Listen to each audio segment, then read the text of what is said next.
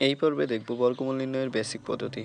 So এক্ষেত্রে আমরা একটা সংখ্যা নিব 3969। সো এটাকে আমরা বর্গমূল করব বেসিক নিয়মে।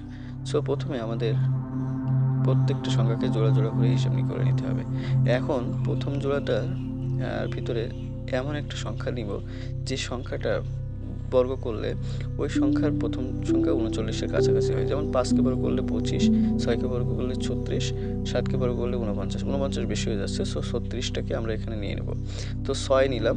তো এবার 39 থেকে 36 বিয়োগ করলে 3 হচ্ছে এবং ভাগের নিয়মে একটা করে সংখ্যা বসায় নিব।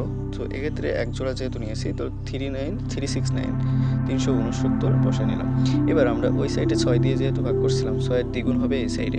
সো 6-এর দ্বিগুণ 12 লিখে নিলাম। এবার এমন একটা সংখ্যা দিয়ে এটাকে বসাবো পাশে, সেই সংখ্যাটাকে ওই সংখ্যা দিয়ে গুণ করলে, যেমন 112-এর পরে 3 নিয়েছি, তো 123 হচ্ছে, 23কে 3 দিয়ে ভাগ করে দিচ্ছি, গুণ করে দিচ্ছি। 23-এ 3 দিয়ে গুণ করার পরে আমরা এখানে যেহেতু মিলে গেছে 369 হয়ে যাচ্ছে।